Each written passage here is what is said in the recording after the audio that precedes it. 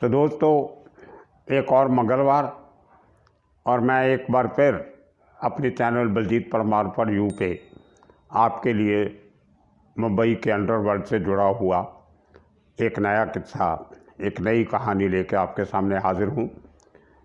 आज मैं वो किस्सा आपको सुनाऊंगा जो आपने कहीं ना तो पढ़ा होगा, ना देखा होगा, ना सुना होगा। पिछले कुछ हफ्तों से जो अंडरवर्ल्ड के किस्से मैं सुना रहा था आपको, उस पर कुछ लोगों ने सवाल इतराज़ खड़े किए। कुछ नहीं, काफ़ी सारे लोगों ने। बहुतों का कहना ये था कि बलजीत परमार अंडरवर्ल्ड के सरगनाओं के काफ़ी नज़दीक रहा है। ये अंडरवर्ल्ड से इसका क्या रिश्ता था, इसने अंडरवर्ल्ड से क्या लेना देना था। और सैकड़ों हज़ारों रिपोर्टर थे हिंदुस्तान भर में जो उस समय पूरे अंडरवर्ल्ड के नज़ारे देख रहे थे, और कोई रिपोर्टर ने ऐसा कुछ क्यों नहीं किया जो बलजीत परमार ने मुंबई में रहते हुए किया। शायद उनके मन में कहीं कुछ शक की सुइयाँ घूम रही होगी। कुछ लोगों की फितरत भी ऐसी होती है, जब बेसिकली ह्यूमन नेचर भी ऐसी होती है कि जो काम हम खुद नहीं कर सकते और कोई दूसरा कर लेता है तो उस पर उंगलियां उठाना एक फैशन सा हो जाता है। मैं बहुत बार आपको बता चुका हूं कि मैंने अंडरवर्ल्ड से कुछ नहीं लेना देना, ना मैंने अंडरवर्ल्ड से कुछ कमाया, ना मैंने अंडरवर्ल्ड से कुछ खोया। ये मेरा एक सब्जेक्ट था। एज अ क्राइम रिपोर्टर मेरी ड्यूटी बनती थी, मेरा फ़र्ज़ बनता था, मैंने वो किया। खैर, अंडरवर्ल्ड के बहुत सारे किस्से कहानियाँ ऐसे हैं जो हकीकत में कुछ और होते हैं, लेकिन जब उनके ऊपर केस चलते हैं कोर्ट में तो हकीकत जो है काफ़ी हद तक बदल दी जाती है। जैसे गोली मारने वाला और होता है, लेकिन कोर्ट में पेश किसी और को किया जाता है। हथियार और इस्तेमाल किया जाता है और पुलिस को हथियार दूसरा पेश किया जाता है। गवाह और होते हैं, कोर्ट में और भुगतते हैं। गवाही कोई और देता है, चश्मदीद कोई और होता है। तो ये ऐसे बहुत से किस्से हैं जहाँ पे केसेस को डाइल्यूट कर दिया जाता है। और मुझे मालूम है कि बहुत बड़े गैंगस्टर्स के केसेस में भी, जैसे अरुण गावली के शुरू के जो 6-7 केस थे, वो जो अरुण गावली ने काम किए थे, उनमें जो साक्ष्य पेश होता था जाके पुलिस स्टेशन में कि ये काम मैंने किया है, उस आदमी की शक्ल, उस आदमी की हाइट, उस आदमी का वज़न बॉडी का, उसका बात करने का तरीका, चलने का तरीका बिल्कुल अरुण गावली जैसा था। वो उसका बॉडी डबल तो नहीं था, लेकिन कोई 70-80% वो उसका चाल चलन जो है वो गावली से मिलता था।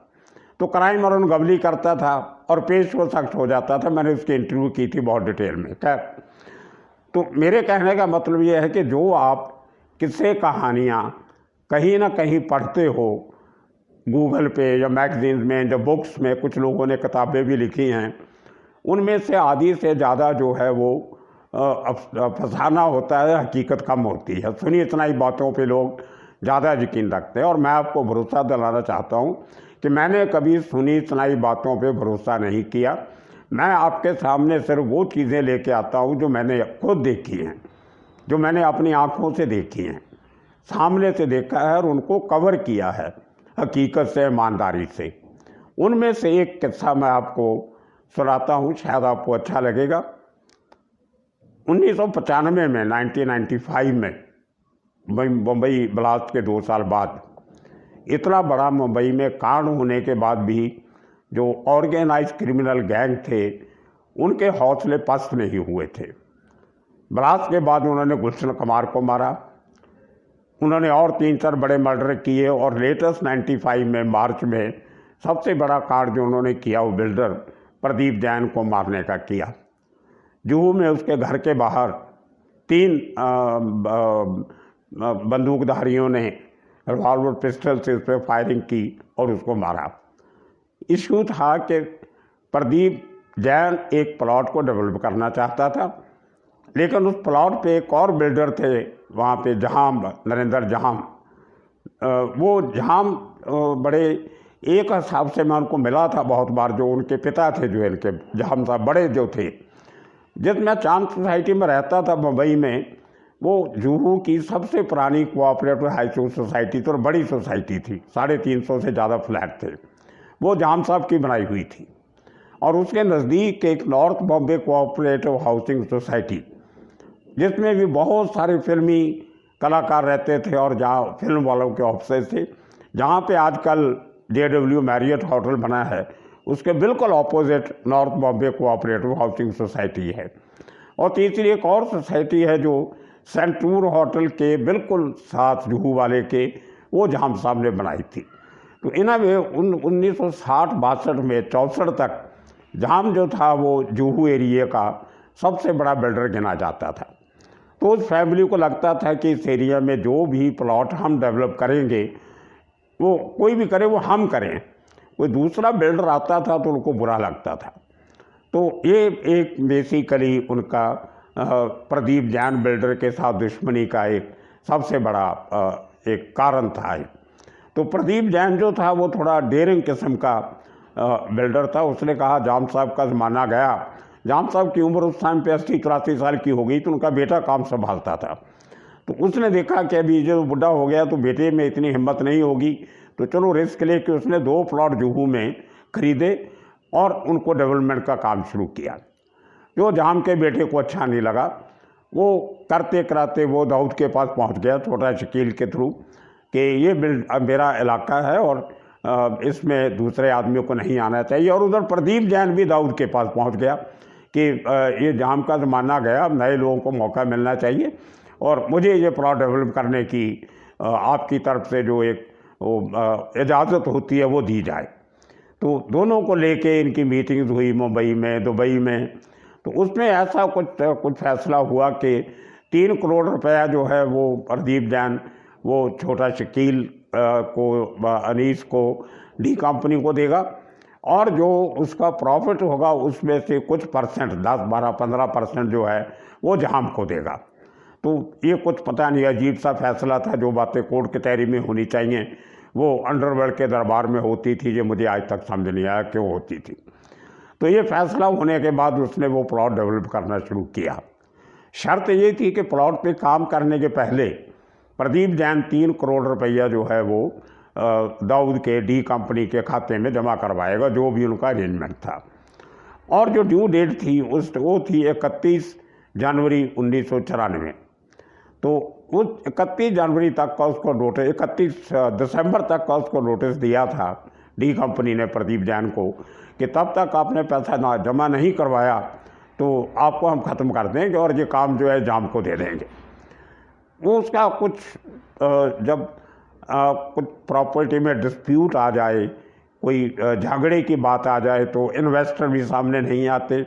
जो लोग फ्लैट बुक करना चाहते हैं, जो ग्राउंड फ्लोर की दुकानें बुक करना चाहते हैं, वो भी थोड़ा डर के पीछे हट जाते हैं कि इसमें तो अंडरवर्ल्ड इन्वॉल्व है, कल को पता नहीं क्या होगा। तो जो प्रदीप जैन ने सोचा था कि प्रोजेक्ट अनाउंस करने के साथ जो पैसा आएगा उस पैसे में से उस टाइम पे उस एरिया में 1.5-2 करोड़ का एक फ्लैट था, उसके लिए बड़ी बात नहीं थी। उसने कहा 10 फ्लैट की भी एडवांस बुकिंग आ गई तो मैं 3 करोड़ इकट्ठा करके तो डी कंपनी को दे दूंगा। तो ये उसने सोचा होगा अपने बिजनेस के हिसाब से, लेकिन उतना पैसा भी नहीं आया एडवांस में। टाइम निकलता गया। उसके बाद उसने 2 महीने का टाइम और मांगा डी कंपनी से, तो उसको फरवरी तक का टाइम दे दिया कि चलो 2 महीने में पैसा इकट्ठा करो। फिर भी नहीं आया तो उसको डी कंपनी को ये लगा कि ये आदमी शायद हमें लटकाना चाहता है, जो हमें बेवकूफ़ समझता है, हमारा जो एग्रीमेंट हुआ वो नहीं दे रहा। जहाँ हमको तो बिल्डिंग बनने के बाद देना था प्रॉफिट का हिस्सा, हमारा तो पहले बनता वो देना चाहिए। तो अल्टीमेटली उन्होंने 7 मार्च को प्रदीप जैन को 3 लोग आए और उन्होंने आके गोली मार के प्रदीप जैन को मार दिया। ये बहुत दहशत का काम हुआ। पूरे एरिया में 1.5-2 साल तक उसके बाद कोई कंस्ट्रक्शन एक्टिविटी जुहू एरिया में नहीं चली उसके बाद। तो बहुत बार जो लोग कहते हैं कि अंडरवर्ल्ड का बिजनेस, कंस्ट्रक्शन बिजनेस में क्या रोल होता था, क्या हाथ होता था, क्या कमाई के साधन होते थे, ये इस पार्टिकुलर केस से बहुत कुछ सामने आता है कि अंडरवर्ल्ड बिल्डर से पैसे कैसे कमाता था और बिल्डर के लिए 2.5, 3, 4 करोड़ देना कितनी आसान सी बात होती थी क्या 100 फ्लैट बना रहा है तो 2 फ्लैट के पैसे दे दिए तो उसको चुभते नहीं थे। तो खैर उसके मरने के बाद भी अंडरवर्ल्ड ने उसका साथ नहीं, उसका पीछा नहीं छोड़ा उसके ख़ानदान का। तो वो अंडरवर्ल्ड को ये था कि हमारा 3 करोड़ रुपया अटका हुआ है, वो तो हमने निकालना है। तो प्रदीप जैन का छोटा भाई था सुनील जैन, वो अभी भी है, बॉम्बे में रहता है। तो सुनील जैन को धमकाना शुरू कर दिया इन्होंने। उसने बोला कि मेरा जो काम काज मैंने अभी संभाला नहीं है, अब मेरे भाई की डेथ अभी हुई है और मुझे टाइम चाहिए, और ऐसा ऐसा करके मैं थोड़ा थोड़ा करके जैसे इन्वेस्टर आगे आएंगे तो मैं आपको पैसा दे दूँगा। और इत्तेफाक देखिए कि जो नोटिस अंडरवर्ल्ड ने, डी कंपनी ने प्रदीप जैन को दिया था कि 31 मार्च 94 तक, 31 दिसंबर 94 तक आप हमें पैसा दीजिए, वही किस्म का नोटिस धमकी सुनील जैन को मिली कि 31 दिसंबर 1995 तक 3 करोड़ रुपया हमें जमा करवा दो, और उसके ऊपर 1 करोड़ रुपया फाइन जो आपने टाइम पे नहीं दिया, ये हमारी कोर्ट का फैसला है, 1 करोड़ आपको और देना पड़ेगा। तो 4 करोड़ रुपया आप 31 दिसंबर 95 तक जमा करवा दीजिए, नहीं तो आपका भी वही हाल होगा जो आपके भाई प्रदीप जैन का हुआ है। अब देखिए मार्च 7 के बाद, प्रदीप जैन की मौत के बाद, सुनील जैन ने क्या क्या नहीं किया होगा। वो बेचारा पुलिस के पास गया, क्राइम ब्रांच के पास गया, पॉलिटिशियंस के पास गया, सीनियर पुलिस ऑफिसर्स के पास गया, कोर्ट में भी एप्लीकेशन दी उसने कि मुझे सिक्योरिटी देनी चाहिए। कोर्ट ने अर्जी नामंजूर कर दी कि आप लोग अंडरवर्ल्ड से वास्ता रखते हो और बाद में जब खतरा होता है तो आप सिक्योरिटी मांगने आ जाते हो। अब जैसे जैसे 31 दिसंबर नज़दीक आने लगा तो सुनील जैन डेस्परेट होने लगा। उसको अपनी मौत उसके सामने दिखाई देने लगी, क्योंकि उसने अपने भाई का कत्ल अपनी आंखों के सामने देखा था। तो वो आदमी परेशान, उसको रात को नींद नहीं, दिन में चैन नहीं, यहाँ से भागता है वहाँ भागता है, घर को सो नहीं सकता। दोस्त यार कोई घर में सलाते नहीं, डरते कि अगर वो अंडरवर्ल्ड को मालूम पड़ गया कि हमारे घर में रहता है तो हमें भी गोली लगेगी। उस हालात में वो कहीं ना कहीं करते, मेरे एक बचपन के मित्र हैं मुंबई में, टीटू नाम है उनका, टीटू सहगल, तो उनका एक दोस्त है एडवोकेट नवाब खान। वो नवाब खान को टीटू जानता था किसी कोर्ट के केस में। तो नवाब खान ने टीटू से बात किया कि ऐसे ऐसे इनकी ये प्रॉब्लम है, तो वो परमार साहब आपके मित्र हैं, उनको बोलो अपने अखबार में खबर छापें कि अंडरवर्ल्ड जो है वो लोगों को कैसे डराता है, कैसे धमकाता है, कैसे उनसे पैसे मांगता है। तो उस वकील को मालूम था मेरे पेपर का, बॉम्बे मेरा अखबार चलता था, तो मैंने अपना ऑफिस दिनों में सांता क्रूज एरिया में एक एरिया गजदर बांध रोड है वहाँ पे ज़्यादा करके जो है वो बड़ा आइसोलेटेड सा एरिया है। Juhu Santa cruise police station के सामने एक एयरपोर्ट गार्डन बोला जाता है, जिसमें एक जहाज़ लकड़ी बना के रखा हुआ है, सीमेंट का, उसमें बच्चे खेलते हैं, म्यूनसिपल पार्क है। तो उसके दूसरी तरफ मेरा ऑफिस था। वहाँ पे बहुत बड़े बड़े इम्पोर्टेड गाड़ियाँ ठीक करने के गैराज थे। उसको गैराज रोड भी बोल देते थे, क्योंकि 90% जो दुकानें थी वो गैराज थी। और 4-5 वहाँ पे नाइट स्पॉट्स थे, वहाँ पे डांस बार चलती थी, जिनमें से 1-2 पुलिस वालों की भी थी, पुलिस वाले मालिक थे उसके, और आधी रात तक चलती रहती थी वो। तो मेरा ऑफिस भी एक गैराज के ऊपर था। मैंने लिया इसलिए था कि एरिया बहुत बड़ा था वो फर्स्ट फ्लोर पे, और मेरा पूरा स्टाफ बैठ जाता था और गाड़ी पार्क करने की जगह मिल जाती थी, ये एक कारण था। और खुली जगह थी, किराया कम था। उतनी बड़ी जगह मैं वहाँ से अगर आधा मील दूर लेता तो मुझे महीने का किराया 50-60 हज़ार देना पड़ता था, लेकिन वहाँ पे किराया मेरा सिर्फ 10-12 हज़ार था, इतना फ़र्क था। तो खैर 31 दिसंबर को शाम को नवाब खान टीटू एक आदमी को मेरे पास लेके आए, जिसके मुंह पे थोड़े फुलबेरी के दाग थे, छोटे से कद का आदमी, बहुत घबराया हुआ आया और आते ही मेरे ऑफिस में रोने लग गया। तो मैंने पूछा इनको, नवाब खान को, मैंने कहा ये कौन है भैया, आदमी क्यों रो रहा है ये? उसने इसकी कहानी सुनाई कि ये प्रदीप जैन का भाई है। तो वो तो मुझे किस्सा मालूम था, मैं सब समझ गया। तो मैंने कहा बात क्या है, तुम रो क्यों रहे हो?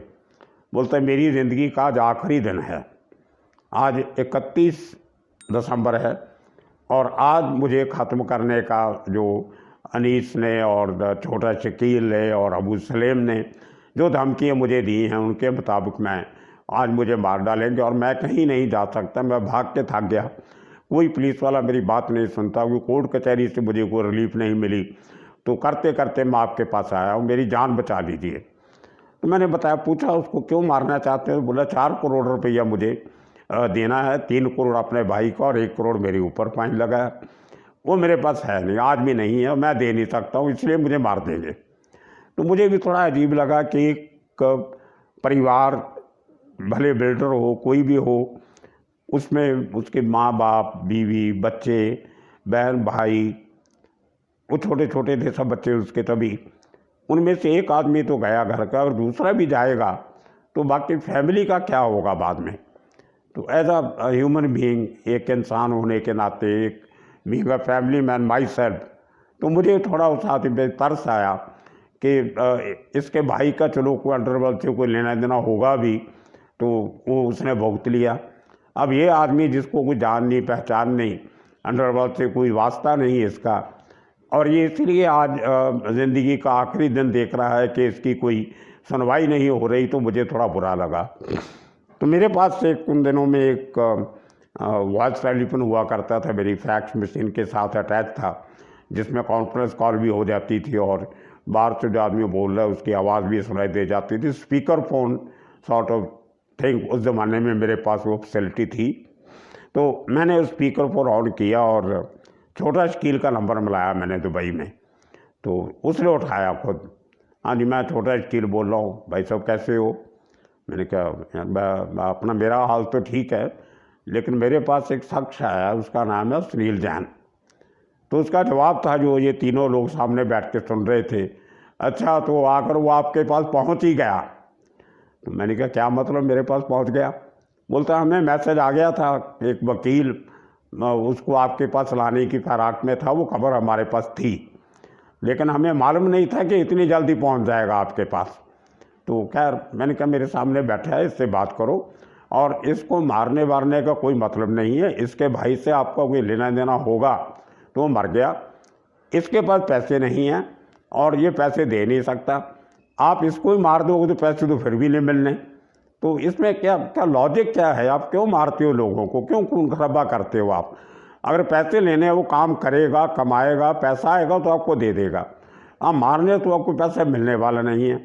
और आपने उसको आज तक का नोटिस दिया हुआ है, वो आदमी आधा तो वैसे मरा हुआ है, मेरे सामने बैठा है इस डर से कि मुझे आज रात को मार डालेंगे, आज आखिरी दिन है मेरी ज़िंदगी का। तो छोटा शकील थोड़ा हंसने लगा, बोलता कोई बात नहीं, ये लोग डरेंगे नहीं तो हमारा धंधा नहीं चलेगा, हमारा धंधा ही डर पे चलता है, ये एक इतना डरता नहीं तो आपके पास आता नहीं, अगर इसका भाई आपके पास आ जाता तो वो भी नहीं मरता था। कोई बात नहीं, आपने बोल दिया, अब मरेगा नहीं ये, इसको दुबई भेज दिए, इसको बोल दिए वाइट हाउस में आ जाए, भाई के घर पे आ जाए। वाइट हाउस जो है दुबई में, वो दाऊद इब्राहिम का घर था, उसका नाम वाइट हाउस था। तो उस आदमी ने स्पीकर फ़ोन पे जो बातें सुनी, मैंने उसकी बात भी करवाई स्पीकर फ़ोन से सुनील जैन के साथ। उसको छोटा शकील ने बोला कि आप डरो नहीं, आपने परमार साहब से बोल दिया है तो आप आ जाओ, आपको जान को कोई ख़तरा नहीं है, हम बैठ के बात कर लेते हैं। वो खैर वो उसके फ़ोन बंद होने के बाद भी सुनील जैन को यकीन नहीं हो रहा था कि उसकी जान बख्शी गई या उसकी जान बच गई या आगे क्या होगा। वो फिर भी जो आदमी डरा होता है ना इतने दिनों से, जो बराबर सोया नहीं, जिसकी बराबर स्टेट ऑफ माइंड बराबर नहीं है, हर टाइम पे चिंता में लगा हुआ आदमी, तो उसको नॉर्मल होने में काफ़ी टाइम लगता है। मुझे बोलता है भाई साहब आपने बोल तो दिया, उसने बोल दिया वाइट हाउस में आ जाओ, और वहाँ पे मेरा क्या होगा, कि इस बात की क्या गारंटी है कि मुझे कुछ नहीं करेंगे? और मेरे पास तो पासपोर्ट भी मेरा वैलिड नहीं है, वो एक्सपायर हुआ है, वो पासपोर्ट बनाने में मुझे 10-15 दिन लगेंगे, ये लोग फिर गुस्सा करेंगे 15 दिन हो गया आया नहीं, मैं बोलूँगा मेरा पासपोर्ट वैलिड नहीं है, बोलेंगे तू बहाने लगाता है। मेरे भाई को भी इस कारण था, उसका पासपोर्ट वैलिड नहीं था, वो गया नहीं तो उसको मार दिया। तो कई मजबूरियाँ आदमी की होती हैं। मैंने कहा तू काम कर, कल पासपोर्ट लेके तू मेरे पास आ जा, या मेरे को नंबर वगैरह दे देना। पासपोर्ट ऑफिसर मिस्टर हांडा थे उन दिनों में मुंबई के, तो मैं हांडा साहब को मैं बोल दूँगा तेरा पासपोर्ट जल्दी बन जाएगा। तो मैंने वहाँ बैठे बैठे हांडा साहब को फ़ोन लगा लिया उनके घर पे। तो मैंने कहा ये मेरे एक जान पहचान वाले हैं, कुछ ज़रूरी काम से दुबई जाना है, इनकी ज़िंदगी और मौत का सवाल है। मैंने बता दिया उनको, तो हो सके तो उनका पासपोर्ट ज़रा जल्दी बना दो। वो बोलते कोई बात नहीं, कल मेरे पास भेज दो, कल छुट्टी है न्यू ईयर की, परसों मेरे पास भेज दो, मैं इनका जल्दी पासपोर्ट बना दूँगा। वो 2 दिन में हांडा साहब ने उसका पासपोर्ट बना दिया और वो पासपोर्ट लेके दुबई चला गया। उसके बाद आज तक वो शख्स मुझे नहीं मिला, ना तो मुझे आके उसने बताया कि क्या हुआ उस मीटिंग में, वाइट हाउस में क्या हुआ, क्या समझौता हुआ, नहीं हुआ। तो नवाब खान मेरे पास दोबारा कभी नहीं आया। तो टीटू ले दे के बचा, तो उसको मैंने बहुत दिनों के बाद पूछा, मैंने कहा टीटू सुनील जान का क्या हुआ बाद में? बोलते भाजी वो गया था दुबई और उसके उन्होंने पैसे बहुत कम कर दिए, आधे कर दिए, और उसको ये भी टाइम दे दिया कि जब तेरा काम शुरू हो जाएगा, जब तेरे पास पैसे बुकिंग आनी शुरू हो जाएगी मकान ख़रीदने वालों की, दुकान ख़रीदने वालों की, तो आप तुम हमें थोड़े थोड़े करके दे देना आने वाले पूरे साल में। मतलब पूरे साल का मतलब 1996 की 31 दिसंबर तक वो तलवार फिर उसके गले तक लटकती रही होगी। उसके बाद पता नहीं उसने पैसे दिए नहीं दिए, क्या हुआ, लेकिन वो आदमी ज़िंदा है। मैं थोड़े महीने पहले डी नगर पुलिस स्टेशन गया था किसी काम से, तो वहाँ वो आदमी निकल के बाहर जा रहा था अपने गाड़ी में, तो मैंने उसको बुलाया नहीं, उसने भी नहीं देखा, ना टीटू को कभी मिला बाद में पहचानने से। तो आदमी चल, मुझे बड़ी खुशी हुई कि वो आदमी जो एक कितना समय पहले मेरे पास आया था नए साल की रात को, तो वो आदमी आज तक ज़िंदा है। तो मुझे थोड़ी खुशी हुई कि चलो अंडरवर्ल्ड से मैंने भी को कमाई की है।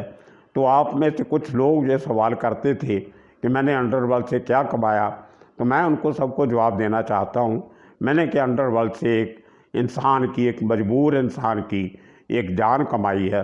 ये मेरी ज़िंदगी की एक कमाई है, ये मैंने अंडरवर्ल्ड से कमाया है। और इसी किस्म के बहुत सारे किस्से कहानियाँ, मैंने अंडरवर्ल्ड से क्या कमाया, अंडरवर्ल्ड से क्या लिया, अंडरवर्ल्ड को क्या दिया, इस किस्म के वो किस्से जो आपने सुने नहीं होंगे, देखे नहीं होंगे, पढ़े नहीं होंगे, मैं आपको आने वाले हफ्तों में वही सुनाऊंगा कुछ दिन, ताकि कुछ लोगों के जो शंके हैं वो दूर हो जाएं और उनका एक सोचने का नज़रिया बदले। जान पहचान का मतलब ये नहीं होता कि आपका लेना देना है। अगर आप जान पहचान को अच्छे काम के लिए इस्तेमाल करते हो तो ऊपर वाला भी आपका ख्याल रखता है।